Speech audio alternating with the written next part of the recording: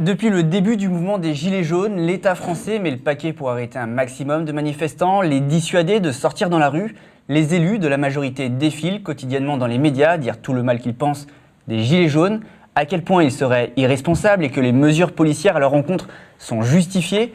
La politique du maintien de l'ordre est répressive à un point rarement observé. Et on ne compte plus le nombre de Gilets jaunes mutilés, arrêtés ou condamnés. Pour y parvenir, le gouvernement profite de tout un arsenal juridique, notamment hérité des gouvernements précédents. Avec moi, deux invités, deux avocats spécialisés dans la défense des inculpés dans les mouvements sociaux. Ils ont défendu des zadistes, des manifestants contre la loi travail, des syndicalistes. Et on va se demander de quelle manière l'État français criminalise ou non les mouvements sociaux. Ainhoa Pasquale, bonjour. Bonjour. Vous êtes avocate, vous défendez notamment des mutilés dans le mouvement des Gilets jaunes et puis plus généralement des Gilets jaunes. Dans le cadre du mouvement, vous êtes intervenu notamment avec la Ligue des droits de l'homme pour demander l'annulation d'arrêtés préfectoraux dans le département de l'Eure, des arrêtés qui interdisaient aux Gilets jaunes de manifester. Tout à fait. Xavier Sauvigné, bonjour. Bonjour. Vous êtes également avocat. Vous défendez aussi des Gilets jaunes. Vous êtes très investi dans la défense des militants également, dans le mouvement social. Vous avez été avocat debout. Tous les deux, vous êtes membres d'un collectif plus ou moins informel d'avocats qui défendait des Gilets jaunes. Vous avez une particularité, celle d'être en général investi dans la défense des inculpés des mouvements sociaux, des militants, avec ce que vous appelez une défense collective.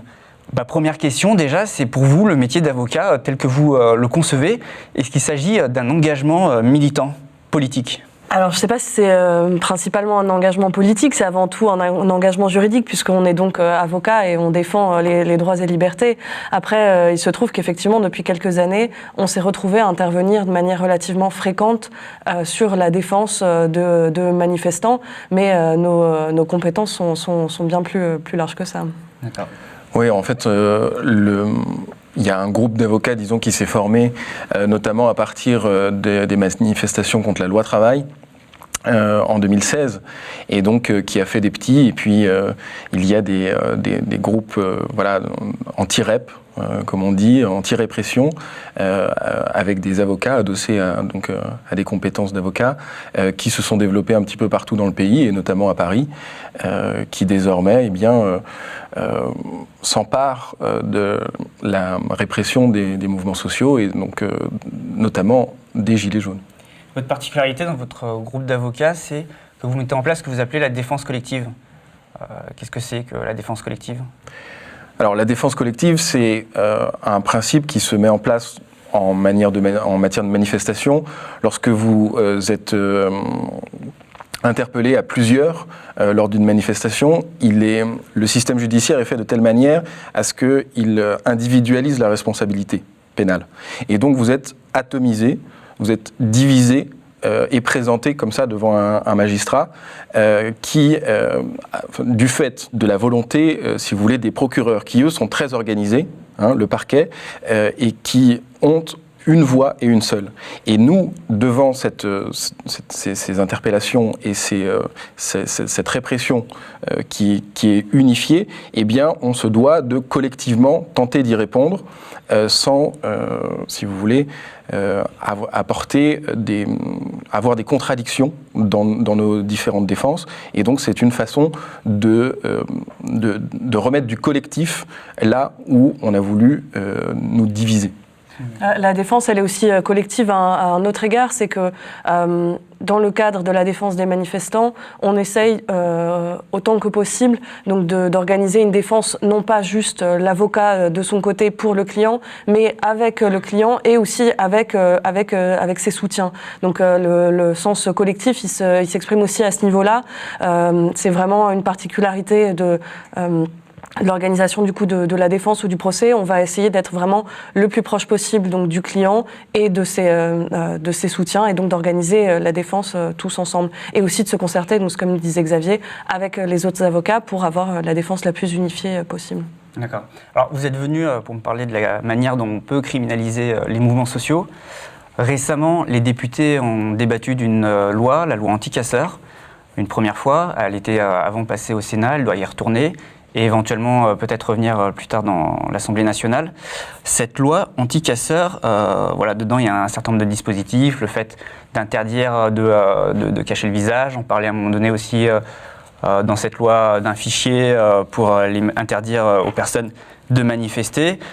C'est quoi le problème ? Le vrai problème, c'est que c'est vraiment purement une loi de circonstance. Donc là, on l'invoque maintenant dans le cadre du mouvement des Gilets jaunes, mais il ne faut quand même pas oublier que c'est une loi à la base qui avait été déposée, enfin une proposition de loi qui avait été déposée par un sénateur Les Républicains et qui était en réalité en réponse au mouvement contre la loi travail et donc à ces manifestations qui avaient, on va dire, émaillé la France. Donc à l'époque, au courant de l'automne 2018, lorsque cette proposition de loi est faite par Les Républicains, la première réponse qui est apportée par La République En Marche, c'est de dire que cette loi est liberticide et qu'elle n'ajoute rien et qu'elle n'apporte rien au système judiciaire qui est déjà en place. Et on voit que finalement, le mouvement des Gilets jaunes passant, le mouvement des Gilets jaunes qui a été d'abord considéré par le gouvernement comme une vaste farce, il s'intensifie et tout d'un coup, on essaye de lui apporter une réponse et on décide que la réponse à apporter à ce mouvement-là, c'est cette proposition de loi des Républicains qui, tout d'un coup, apparaît comme la solution aux violences qui ont lieu en manifestation.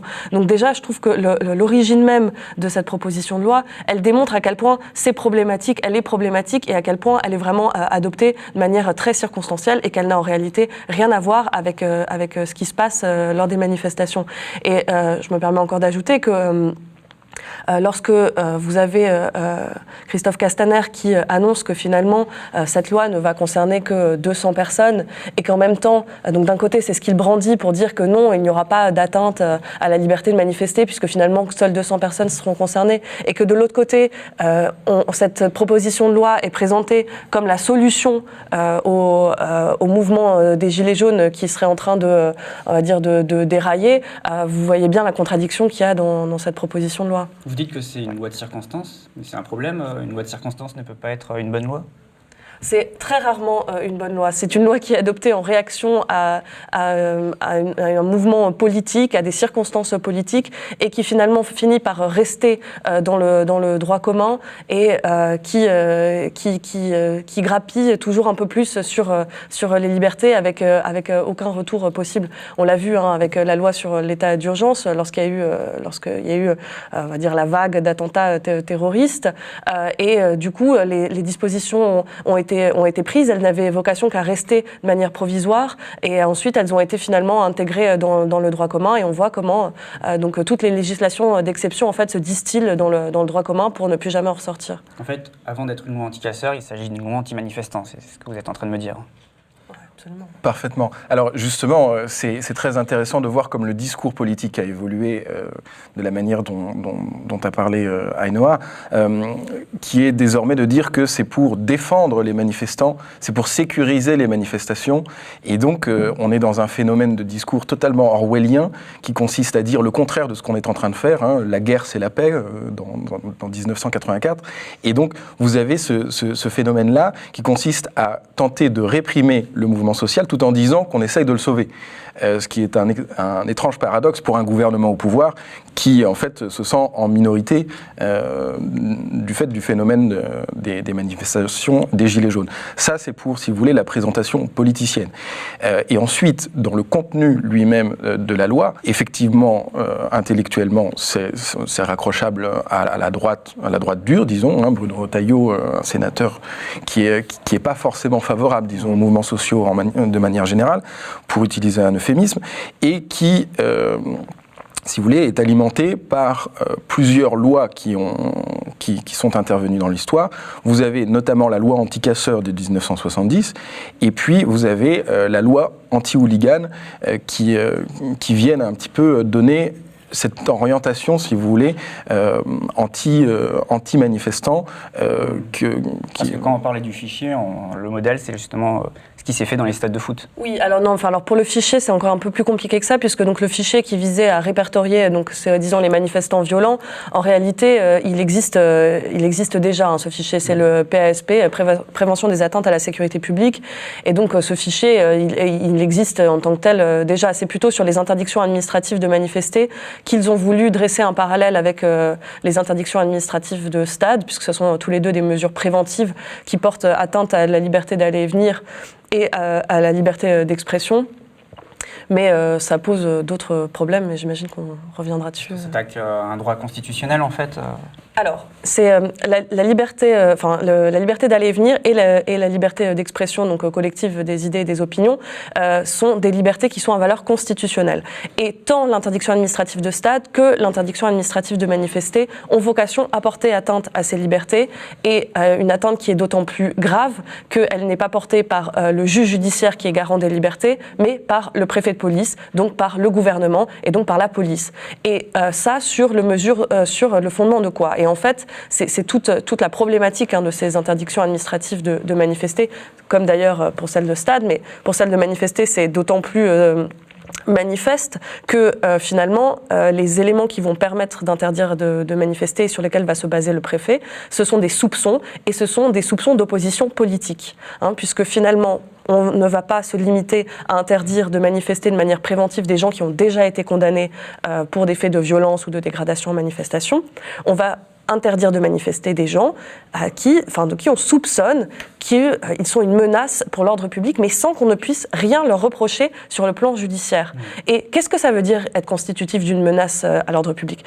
Personne ne le sait en réalité. C'est une notion qui est très floue, qui va être à la libre appréciation des préfets, et on voit bien très facilement comment le seul fait d'être finalement opposant politique, d'être opposé à la politique gouvernementale et d'être un leader de manifestation, ça va pouvoir être constitutif d'une menace à l'ordre public, et ça va justifier, sur le fondement des fameuses notes blanches, des interdictions administratives de manifester en masse. Et pourtant, le préfet n'est pas une autorité judiciaire. Alors, de quelle manière peut-il décider comme ça qui peut manifester, qui ne peut pas manifester ? Précisément, c'est ce qu'on reproche à ce texte. C'est de dire que quelqu'un qui ne devrait pas être en situation de choisir entre les bons et les mauvais manifestants le fait effectivement, alors qu'il dépend directement du pouvoir, parce que le préfet est directement rattaché à son ministre de tutelle. Alors, moi, simplement, sur la proposition de loi, c'est très court, ça fait 4 pages, mais ça pique les yeux. Vous avez là-dedans toutes les grandes manières, les grandes façons de réprimer une manifestation. Alors, il en existe 3, historiquement. La manière la plus classique, c'est la répression policière, donc c'est la violence en manifestation, donc c'est la dispersion de gaz lacrymogène, c'est la violence physique, on en parlera peut-être tout à l'heure, l'utilisation des LBD, etc. Le phénomène des NAS aussi, le fait d'entourer les manifestants pour ensuite les interpeller. Ensuite, vous avez une façon un peu plus évoluée de réprimer une manifestation, c'est la fonction judiciaire.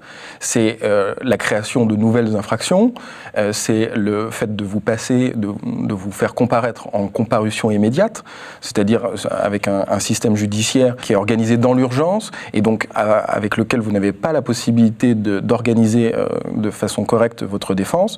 Et puis vous avez le système des gardes à vue, le système des gardes à vue donc abusives, préventives, et en bout de chaîne, vous avez des condamnations à partir d'infractions sur lesquelles on reviendra tout à l'heure, des infractions de groupement en vue de violence, des infractions d'attroupement, et donc ces condamnations peuvent être assorties d'interdictions judiciaires de manifester. Voilà, ça existait déjà, l'interdiction judiciaire de manifester, mais c'était le juge répressif qui pouvait la décider, et donc quelqu'un qui intellectuellement en tout cas, est censé être indépendant.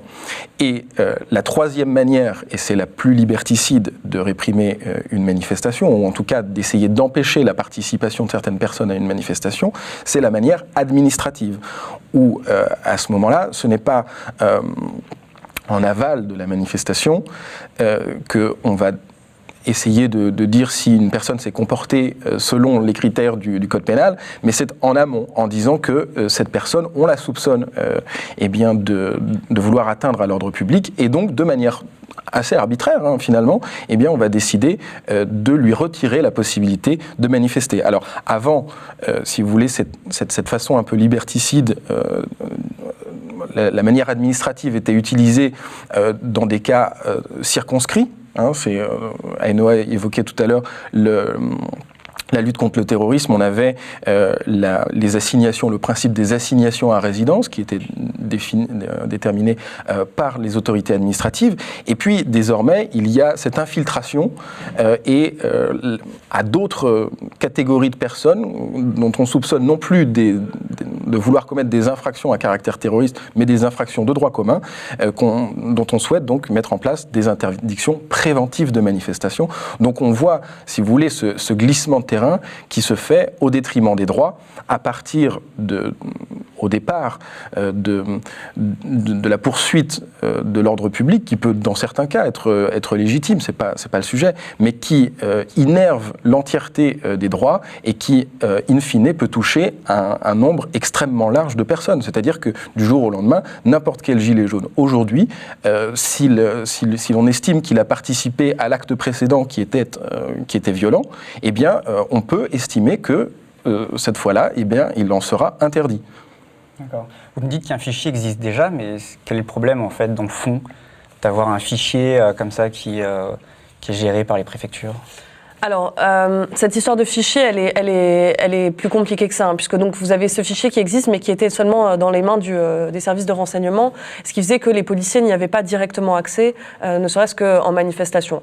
Après, là, il a été décidé donc d'intégrer dans le FPR, donc dans le fichier des personnes recherchées, les personnes qui aurait une interdiction administrative de manifester. Donc après, ça pose des questions en termes évidemment de liberté d'accès, donc il va falloir saisir la CNIL et compagnie, mais c'est surtout que matériellement, dans les faits, ce fichier, il ne sert absolument à rien, puisque les policiers ne sont de toute façon pas en mesure, ils n'ont pas les effectifs nécessaires de vérifier sur le terrain l'identité de toutes les personnes pour savoir si effectivement elles figurent ou pas au FPR. Après, il faut savoir que en termes individuels, figurer au FPR, ce n'est pas anodin non plus, parce que ça veut dire que toutes ces personnes-là qui vont donc être fichées parce qu'elles auront, j'allais dire bénéficié, mais parce qu'elles auront eu des interdictions administratives de manifester, vont se retrouver donc dans cette base de données-là, et que systématiquement, lors de chaque contrôle routier, dès lors qu'elles vont vouloir quitter le territoire, enfin, dès lors qu'elles vont se retrouver face à un policier et que celui-ci va relever leur identité,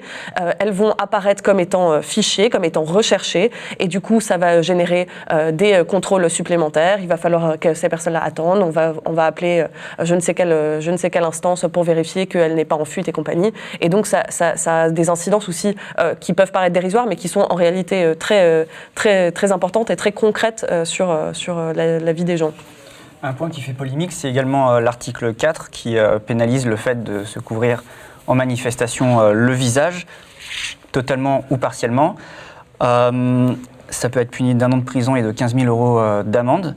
C'est un problème, c'est un pas de plus qui est franchi ici ? C'est plus qu'un problème, c'est une aberration. Il existe déjà une contravention, hein. Donc c'est déjà une infraction, le fait de se dissimuler volontairement le visage donc, dans l'espace public. Donc c'est passible d'une contravention qui n'est quasiment jamais mise en place. Donc moi en tout cas, je n'ai vu aucun gilet jaune traduit devant un tribunal de police pour s'être dissimulé volontairement le visage.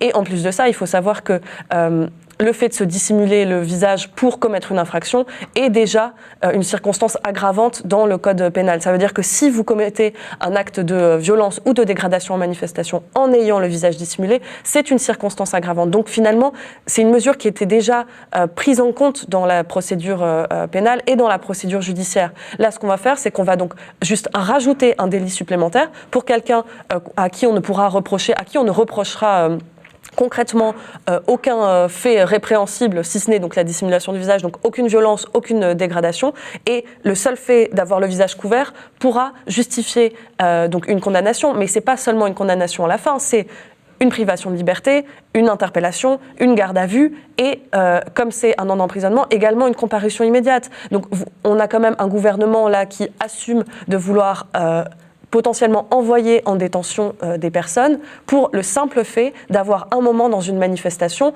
relevé son écharpe ou mis ses lunettes de soleil. Parce que là je relisais la dernière mouture de la proposition de là, il disait que c'est le fait de se dissimuler le visage sans motif légitime. Mais qui va établir quel est le motif légitime pour, à ce moment-là, à cet instant de la manifestation, relever son cache-col ? C'est absolument... C'est très flou et du coup, c'est aberrant. Il y a vraiment besoin de se cacher le visage en manifestation? Enfin, c'est un problème de l'empêcher En fait, la définition de ce mot de dissimulation est vraiment très filandreuse. À partir du moment où vous mettez un masque, par exemple de chantier, pour vous protéger des gaz lacrymogènes ou des lunettes de piscine ou des lunettes de soleil, comme disait Ainoa, à ce moment-là, vous êtes déjà dans la dissimulation du visage. Donc, si vous voulez, il y a... En fait, on veut empêcher aux manifestants de se protéger, pas de se dissimuler le visage, c'est ça ce que vous dites. Notamment. L'objectif, c'est pas forcément de les empêcher de se dissimuler, c'est de pouvoir interpeller un maximum de personnes sur ce fondement-là. Et pour pouvoir ensuite donc, faire des gardes à vue, et puis être en situation de dire, écoutez, on a interpellé une centaine de manifestants, la situation est sous contrôle, pour pouvoir asseoir, si vous voulez, la légitimité politique et dire, non, vous voyez, ces manifestations-là, ce sont des manifestations violentes, et d'ailleurs, nous, ministère de l'Intérieur, faisons le travail pour éviter qu'elles soient encore plus violentes, et donc on sépare les bons manifestants des mauvais. Et cette séparation-là, cette distinction-là, elle se fait non plus sur le phénomène de la violence physique, mais elle remonte en amont de ça, c'est-à-dire que, d'ailleurs, déjà pour le délit de groupement, c'était on présumait votre intention d'être violent, de vouloir casser, et désormais, c'est uniquement la dissimulation qui peut vous valoir effectivement de passer en garde à vue, de vous faire relever vos empreintes, votre ADN, avec les fichages qui vont avec, et de passer en comparution immédiate. D'accord. Mais à vous écouter, j'ai quand même l'impression que ce qui est dans cette loi n'a rien d'inédit, quoi. Vous me dites que tout ça, ça existe déjà dans une certaine mesure. C'est inédit dans la mesure où on criminalise encore un peu plus les actions et les comportements des manifestants, et que du coup, on traduit vraiment ça traduit une volonté de dissuader les personnes de se rendre en manifestation. Vous avez quand même du coup, vous savez que vous n'avez pas le droit de vous dissimuler le visage. Donc vous avez peur des gaz lacrymogènes, donc vous êtes peut-être très sincèrement dissuadé de vous rendre dans les manifestations des Gilets jaunes, parce qu'on en a quand même rarement vu qui aboutissent sans que des grenades soient lancées à profusion. Et deuxièmement, vous avez aussi peur, puisque vous savez que si jamais vous protégez le visage, vous êtes susceptible de vous retrouver devant un juge. Donc là, la dissuasion, elle est quand même... elle est très importante, et l'intérêt, c'est vraiment que les gens renoncent à aller manifester. Et d'ailleurs, finalement, dans toute cette proposition de loi et même dans toute la technique du maintien de l'ordre qui est employée en ce moment, c'est le but qui ressort quand même des mesures qui sont prises, puisque qu'on parle des armes qui sont employées et qui sont pour certaines létales et pour d'autres qui mutilent très gravement. Donc nous, on conteste évidemment la légalité de l'emploi de ces armes et même la conformité par rapport au droit international de l'utilisation de ces armes. Mais il y a une volonté dans l'utilisation de ces armes qui est vraiment celle de dissuader les manifestants de se rendre en manifestation, parce qu'ils ont tout simplement peur d'en être touchés. Et c'est pareil pour les mesures judiciaires.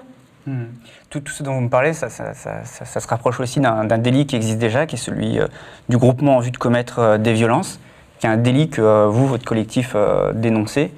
C'est quoi le problème ? Il faut faire d'abord un balayage historique sur ce phénomène du délit de groupement. Historiquement, l'infraction de la manifestation, c'est celui de l'attroupement. C'est un rassemblement de personnes susceptibles de troubler l'ordre public. Voilà. Donc, avec, encore une fois, ce concept très filandreux, très flou du trouble à l'ordre public. Mais la problématique, c'est que c'est une infraction qui est considérée comme une infraction politique, puisque c'est une infraction qui se fait dans le champ public en manifestant. Voilà, en général contre le pouvoir établi. C'est un délit politique. C'est un délit politique.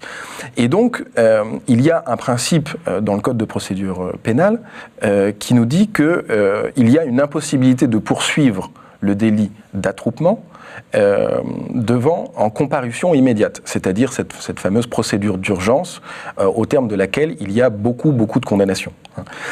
Et donc, en 2016, et même un peu avant, il y a eu un changement de paradigme, si vous voulez, du côté des procureurs, qui ont estimé que afin de réprimer un maximum de manifestants, il fallait donc les passer en comparution immédiate et donc dévier sur une autre infraction qui n'est pas celle de l'attroupement, mais qui est celle du groupement en vue de commettre des violences. Et ce groupement en vue de commettre des violences ou des dégradations, c'est un délit qui a été créé en 2010 au terme d'une proposition de loi de Christian Estrosi, encore un fervent défenseur des libertés fondamentales, qui avait pour but si vous voulez, de réprimer les bandes de jeunes de cité, intellectuellement c'était leur démarche, qui se retrouvaient à intervalles réguliers pour commettre des violences ensemble. Voilà. Et donc, si vous voulez, il existait un trou dans la raquette à ce moment-là, dans le code pénal, en disant on ne peut pas poursuivre ces personnes-là parce qu'elles n'ont pas encore commis de violence, mais pour autant, elles sont dangereuses. Et donc, on va créer ce délit spécifique qui consiste à présumer que, puisque vous êtes en bande et que vous avez des objets sur vous susceptibles d'être utilisés violemment, mais ça peut être tout, ça peut être ce verre, eh bien, vous êtes passible donc de, je crois que c'est 3 ans d'emprisonnement, avec... C'est 1 an, et puis si vous êtes s'il y a des armes, etc., il y a des circonstances aggravantes. Bon.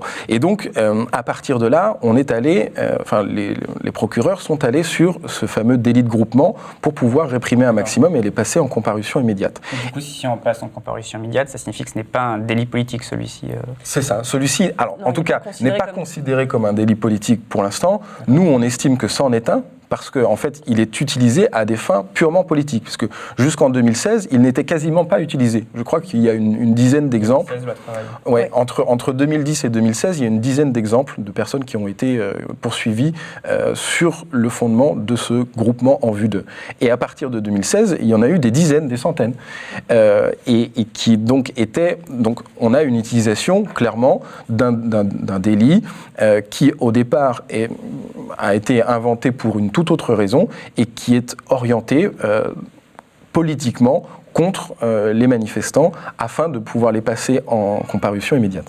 Après, ce qui est aussi intéressant avec ce délit de groupement, c'est que finalement, il s'inscrit un peu dans la logique qui était celle de la loi anti-casseurs de 1970, de responsabilité collective, dans le sens où les premières utilisations qu'il y a eu du délit de groupement, elles ont permis finalement donc d'interpeller et de condamner des personnes, non pas pour leur participation directe aux infractions, donc aux dégradations, aux violences, mais pour le fait d'avoir été vraiment à proximité immédiate et donc d'avoir en quelque sorte participé à faire naître la situation qui a donné lieu aux violences et aux dégradations. Et ça, c'est vraiment un principe un peu donc de responsabilité collective. On attrape celui qui a frappé, celui qui a dégradé, mais on attrape avec lui ceux qui se trouvent autour et qui du coup, par leur présence, ont participé, on va dire, avec l'intention, ont participé aux faits qui se sont déroulés. Et en 2016,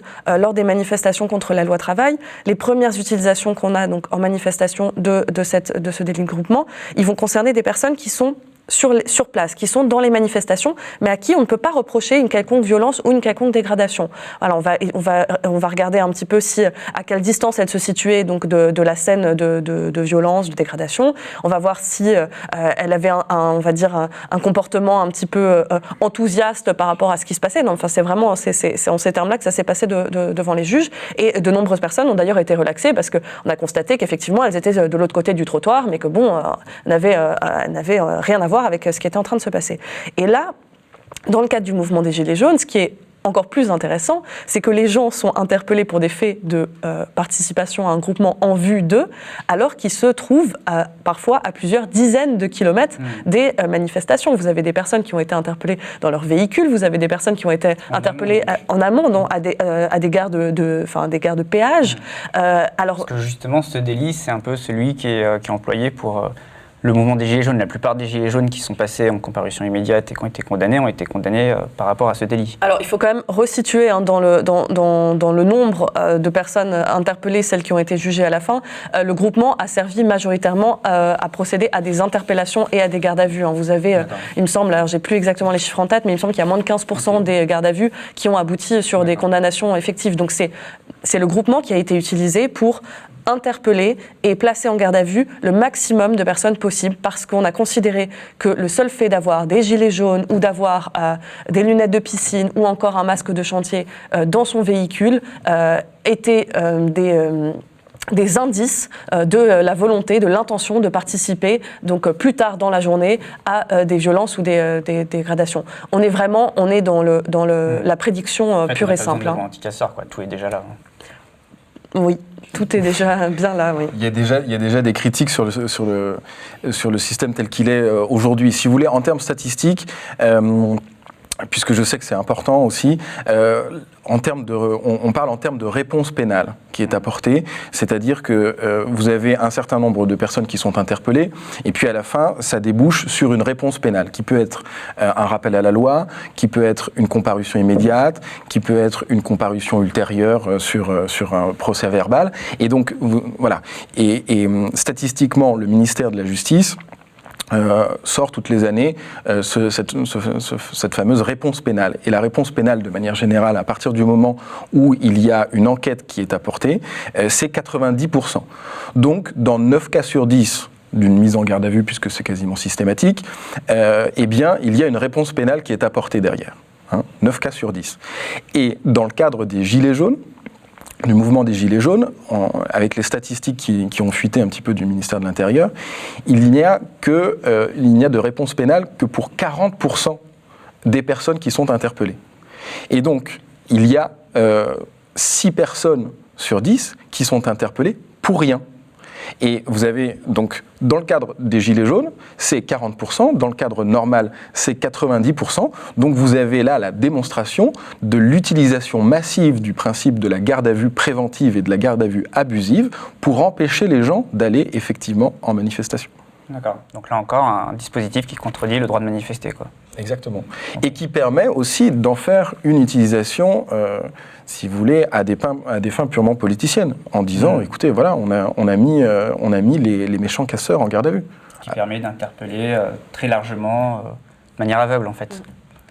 Le gouvernement est allé même plus loin, puisque vous l'avez évoqué brièvement tout au début de l'entretien, mais dans le département de l'Eure, notamment, la préfecture avait mis en œuvre dès le début du mois de décembre dernier des interdictions totales de rassemblement ou de manifestation en lien avec les Gilets jaunes dans 22 communes du territoire de l'Eure. Et quand vous regardez les 22 communes qui étaient visées par ces arrêtés préfectoraux, vous vous rendez compte que ce sont en réalité les communes les plus peuplées du département de l'Eure et que c'est donc quasiment la totalité du département qui a été privée de manifestations et de rassemblements. Et il est intéressant de voir que ces premiers arrêtés ont été pris donc à la mi-décembre pour d'abord une première période d'une semaine et qu'ensuite ils ont été systématiquement renouvelés pour des périodes de plus en plus longues jusqu'au 15 janvier dernier, où avec donc la Ligue des droits de l'homme, nous avons obtenu la suspension de ces arrêtés. Mais en termes donc 22 arrêtés qui ont été considérés comme portant une atteinte grave et manifestement illégale à la liberté de manifester, puisqu'ils n'étaient absolument pas proportionnés et limités donc dans l'espace et dans le temps. Et ces 22 arrêtés concernaient notamment cette commune où a démarré le grand débat. Non, ça c'était la 23e commune, c'était donc la commune de Grand-Bourg-de-Roulde, qui a été effectivement également visée par un arrêté donc portant interdiction de tout rassemblement et de toute manifestation. Pour le coup, le juge administratif a considéré que cet arrêté devait rester en vigueur, donc eu égard au fait que le président de la République s'y rendait pour lancer le grand débat national. Mais organiser donc le début de ce grand débat dans un département qui était véritablement muselé, c'est quand même assez révélateur des moyens qui sont employés donc, pour faire taire la contestation. Vous avez réellement un département qui a été privé du droit de manifester pendant plus d'1 mois et demi. C'est absolument inédit. Tout ce que vous me racontez, que ce soit ces arrêtés dans le département de l'Eure ou même le délit de groupement, ou même ce qu'on dit aussi avec la loi anti-casseurs, tout ça, finalement, il s'agit de juger des intentions, on condamne en amont ce que des gens n'ont encore rien commis, quoi. C'est révélateur d'un gouvernement aux abois qui a perdu toute légitimité et qui essaye de réprimer au maximum, de minorer, si vous voulez, le mouvement de contestation qui a démarré le 17 novembre dernier, en utilisant toute la gamme des outils répressifs qui sont à sa disposition et qui essaye d'en ajouter encore avec cette nouvelle loi. Simplement pour finir, je reviens un petit peu en arrière sur l'évolution attroupement-groupement. Désormais, l'ironie de l'histoire, c'est que est prévue à l'article 6 de la proposition de loi la possibilité de passer les gens qui sont poursuivis pour attroupement en comparution immédiate. Donc, s'agissant de ce délit d'attroupement en particulier, donc qui pourra être passé, malgré son caractère politique, passé en comparution immédiate, donc dans des conditions qui favorisent, si vous voulez, la répression judiciaire. Ce délit d'attroupement, il est encore pire, j'allais dire, que le délit de groupement, en tout cas dans les conséquences qu'ils peuvent avoir, c'est que vous pouvez être poursuivi pour attroupement dès lors que vous participez donc à ce rassemblement de personnes susceptibles de troubler l'ordre public et que vous ne vous êtes pas dispersé après 2 sommations. Il est encore utilisé, ce dispositif Alors, ce dispositif n'est pas utilisé pour l'instant parce qu'on ne peut pas passer en comparution immédiate, mais il y a dans la loi une disposition qui souhaite permettre ce passage en comparution immédiate. Donc il va être utilisé, si jamais la loi passe, et qu'elle passe aussi le filtre du Conseil constitutionnel, etc., c'est que désormais on va pouvoir être poursuivi pour ce délit-là, qui consiste à participer à un attroupement après 2 sommations.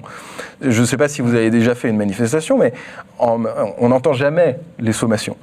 Personne n'entend jamais les sommations, c'est fait avec un pauvre hygiaphone à 17h en fin de manif, et personne n'entend jamais ce truc-là. Et donc, on vous dit dispersez-vous, force à la loi, et si vous restez, vous êtes dans le cadre de l'attroupement, et donc on peut vous embarquer en garde à vue, et vous passer en comparution immédiate. D'accord. Donc, potentiellement, c'est tout le monde. C'est absolument tout le monde. Et c'est encore plus tout le monde parce que, dans le cadre des Gilets jaunes, parce que les manifestations ne sont pas toujours déclarées, et donc on est très rapidement dans le phénomène de groupement, et donc d'attroupement, pardon, et donc n'importe quel mouvement de foule, si vous voulez, peut être qualifié d'attroupement, avec un policier, un OPJ qui nous dit en 2 mots, avec un hygiaphone qui marche à peine, force à la loi, et derrière, la simple participation, le fait de rester à cet endroit-là, eh bien, peut vous valoir une peine d'emprisonnement. Vous demandez l'abrogation de ce délit, le groupement en vue de commettre des violences ou des dégradations? À vrai dire, les deux. Oui, surtout la reconnaissance du caractère éminemment politique de cette infraction qui serait déjà de nature à changer un petit peu la donne sur les débats. Et là, le fait de vouloir intégrer l'attroupement, de vouloir soumettre l'attroupement à la comparution immédiate, c'est aussi une volonté de dépolitiser le mouvement, en fait. Et c'est d'ailleurs ce qui est fait avec la loi anti-casseurs. Hein. Donc on cible en disant que ce sont des gens qui sont infiltrés dans le mouvement et que ça ne va concerner que les fauteurs de troubles, pour laisser croire que ça ne va pas viser des manifestants et donc des opposants politiques. Mais je pense très sincèrement que c'est une erreur d'affirmer ça et que la volonté de dépolitiser, elle est énorme. Vous me parliez de l'arsenal policier. Vous défendez des gilets jaunes qui ont été blessés, mutilés. Oui. Le LBD, les flashballs, les grenades qui sont utilisées, tout ça, c'est un arsenal qui est disproportionné, vous dites ? Alors, c'est un arsenal qui est disproportionné et qui n'a, à notre sens, pas sa place dans le cadre du maintien de l'ordre. Il faut savoir que donc le flashball, il a été interdit, mais le LBD, le lanceur de balles de défense 40, c'est une arme qui, à la base, est prévue pour un rapport donc de 1 à 1 dans le cadre notamment des mutineries dans les prisons. Donc, c'est une arme qui est employé normalement en cas d'interpellation et qui n'est utilisé nulle part d'autre qu'en France dans le cadre d'opérations de maintien de l'ordre. Ce qui est très intéressant quand vous entendez les policiers, les syndicats de police s'exprimer sur cette arme, c'est qu'ils reconnaissent qu'il y a une certaine incertitude dans son utilisation parce que la cible est en mouvement. Donc on vient vous expliquer que c'est une arme qui en réalité devrait être employée sur une cible plus ou moins statique et en aucun cas sur des foules en mouvement. Mais une manifestation, c'est une foule en mouvement. Donc, vous avez des armes qui sont employées dans un cadre pour lequel elles n'ont pas été faites. Vous avez des armes qui sont employées par des personnes qui ne sont pas suffisamment formées pour les utiliser. Et vous avez des armes qui sont employées qui ont en réalité des effets qui n'avaient pas été prévus et anticipés. Et ça, c'est notamment le cas de la grenade Gliev 4, qui est donc une grenade lacrymogène instantanée qui produit donc un effet assourdissant, donc 165 décibels et donc une explosion avec ces 25 grammes de TNT. C'est une arme à feu, c'est une arme militaire, c'est une arme de guerre dont la France est le seul pays à faire emploi, pas seulement en termes de maintien de l'ordre, mais de manière générale. C'est une arme dont on est le seul pays européen, évidemment, le seul pays européen à utiliser et qui a des conséquences mutilantes, voire létales, qui sont avérées et qui sont reconnues tant par la gendarmerie nationale que par la police nationale depuis 2014 et qui continuent à être employées contre des citoyens et contre la population civile. Et d'ailleurs, le défenseur des droits a demandé à ce qu'on cesse l'utilisation du Gliev 4. Alors, le défenseur des droits a demandé tant la suspension de l'utilisation du LBD que de la GLIF 4, la Gliev 4. Mais ce qui est encore plus intéressant, c'est que et l'IGPN et l'IGGN ont eux-mêmes admis la dangerosité de ces armes-là dans un rapport de 2014 et ont dès 2014 admis qu'il fallait cesser de recourir à son utilisation. Et c'est pour ça que lors de l'évacuation de la ZAD, notamment, il y a eu un blessé grave, donc il y a eu une personne qui a perdu sa main, et également à Bure, il y a quelqu'un qui avait été très grièvement mutilé au pied. La gendarmerie, le gouvernement a pris le parti de ne plus renouveler les stocks de grenades Gliev 4. C'est-à-dire qu'ils ont décidé qu'il en était assez de cette arme-là et qu'il fallait effectivement la remplacer par une arme qui aurait peut-être des conséquences moins dangereuses, moins létales. Cela étant précisé, depuis le début du mouvement des Gilets jaunes, c'est un recours massif qui a lieu donc, à cette arme-là. Et on se rend compte que, effectivement, donc, en fait, c'est une logique purement économique là, qui préside. Et on a donc les stocks qui sont épuisés. Mais dans le même temps, on a des articles de l'Essor, donc de la gendarmerie, qui nous informent du fait que les stocks sont tellement suffisants qu'elles pourraient en réalité être employées jusqu'en 2022, cette arme. Donc on reconnaît d'un côté qu'elle est létale, qu'elle a des effets non désirés, puisque vous avez, lorsque cette grenade explose, il y a un explosif qui est dit brisant. Donc ce sont des morceaux de plastique et de métal qui viennent se loger dans les chairs de toutes les personnes qui se trouvent aux alentours. Donc vous avez d'un côté un gouvernement et des forces de police qui admettent que cette arme n'est pas utilisable parce qu'elle est dangereuse et qu'elle a des effets non désirables. Et par ailleurs, vous avez un gouvernement qui continue à utiliser cette arme-là donc pour vider les stocks et donc pour ne pas jeter les armes qui ont été utilisées. Dans un article qui a été publié dans Libération il y a 2 semaines, on a appris que une des armes la grenade qui a été employée contre les manifestants de Notre-Dame-des-Landes, c'était des stocks qui dataient de 2004. Donc on est actuellement en 2019. Les stocks ont été renouvelés jusqu'en 2018. Donc je vous laisse imaginer le nombre de grenades qui sont encore susceptibles d'être utilisées contre les Gilets jaunes et contre les manifestants de manière générale. Vous qui êtes avocat, qui défendez des manifestants depuis le mouvement contre la loi travail, vous avez la sensation aujourd'hui avec le mouvement des Gilets jaunes que jamais un mouvement social n'a été autant criminalisé par le gouvernement ? Disons qu'il y a un phénomène de massification qui peut s'expliquer pour moi, au moins de deux manières. La première, c'est la massification des mouvements sociaux. C'est-à-dire que les mouvements sociaux sont de plus en plus larges et le gouvernement est acculé, si vous voulez, d'une certaine manière. Et donc, c'est au moment où ils se sentent en minorité qu'ils déploient ces armes. Bon, premier élément. Et puis, deuxième élément, c'est la massification en termes de doctrine, si vous voulez, avec un dévoiement total de la part du pouvoir et notamment des syndicats de policiers, etc., du ministère de l'Intérieur, qui ont une utilisation qui est totalement disproportionnée de la répression du mouvement social. Alors, nous, on s'est rendu compte qu'il y avait, donc d'abord avec la loi travail, et puis notamment en 2018, il y avait un léger changement de pied qui consistait à non plus uniquement intervenir par la force violente en manifestation, mais essayer de mettre en garde à vue un maximum de personnes. Et donc on a eu les premiers exemples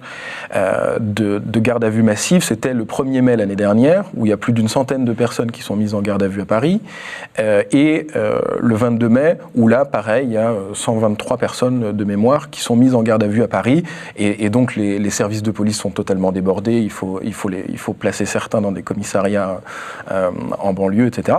Donc il y a ce phénomène de judiciarisation, si vous voulez, de la répression du mouvement, et ça a éclaté au grand jour avec les Gilets jaunes qui manifestent tous les week-ends, tous les samedis, et qui, eux, sont... Enfin, je crois que c'est l'acte 4 ou l'acte 5, il y a eu plus d'1 millier de mises en garde à vue.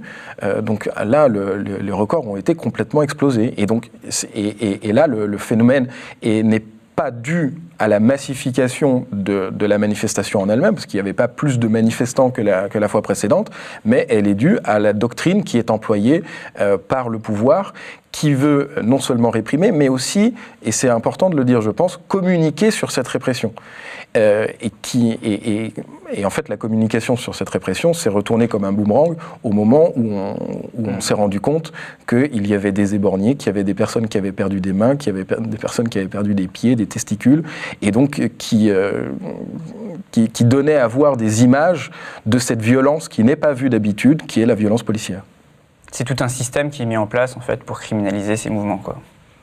Du coup, on bafoue un peu les droits civiques des manifestants. C'est ça dont il s'agit aujourd'hui avec le mouvement des Gilets jaunes. C'est une criminalisation du mouvement et c'est vraiment une volonté d'augmenter la répression et de dissuader également en amont les personnes de manifester. Avec aussi toute la logique donc, qui est cette justice préventive ou prédictive qui consiste effectivement à mettre en place un maximum de mesures pour empêcher en fait, les personnes de manifester, tout simplement.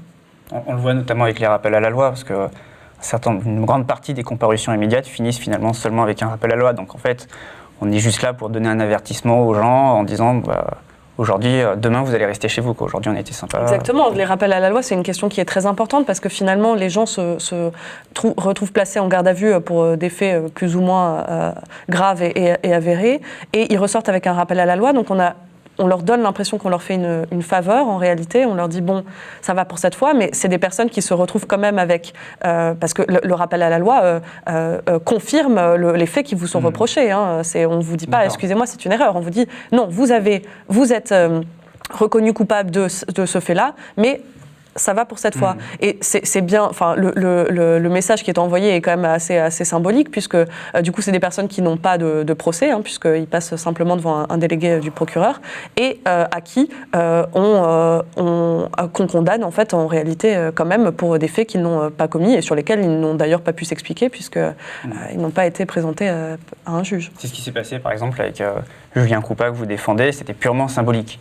Ah, exactement. Donc Julien Koupa, qui était en circulation en voiture avec un ami à lui lors d'un des mouvements des Gilets jaunes à plusieurs kilomètres de la mobilisation sur les Champs-Élysées, a été interpellé donc par 5 voitures de la DGSI, braquées, placées en garde à vue pour des faits de groupement. S'en sont suivis 48 heures de privation de liberté pour finalement sortir du palais avec un rappel à la loi. D'accord. Pour conclure cet entretien, un petit mot sur l'amnistie. Il y a une pétition qui circule qui demande l'amnistie des Gilets jaunes. En tant qu'avocat, vous en pensez quoi? Vous êtes favorable à ce type de mesures?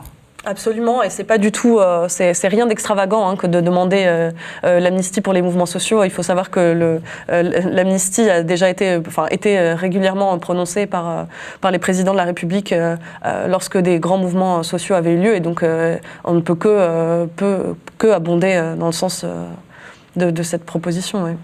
Évidemment, l'amnistie s'impose. Si vous voulez, il se trouve que on nous oppose toujours le fait que, puisque ces personnes-là ont été condamnées, c'est qu'elles méritaient d'être condamnées. Et donc, parce qu'un juge l'a décidé. Et donc, les personnes ne comprennent pas le phénomène de l'amnistie. Et en fait, l'amnistie, elle vient simplement replacer la condamnation dans son contexte lui-même, dans un contexte social, dans un contexte humain, dans un contexte sociopolitique, qui est celui qu'on connaît aujourd'hui, où il y a des personnes qui souffrent de la faim en France, qui n'ont pas d'emploi, qui, malgré leur emploi, n'arrivent pas à nourrir leur famille, sur lesquels est exercée une violence qui est invisible. Et en fait, si vous voulez, la réponse à cette violence invisible, elle peut être une réponse violente, elle peut être une réponse non violente, mais quand même criminalisée. Et donc, si vous voulez, un gouvernement qui se dirait progressiste peut parfaitement replacer dans son contexte le phénomène du mouvement social des Gilets jaunes, ces infractions qui ont été poursuivies et ces personnes qui ont été condamnées,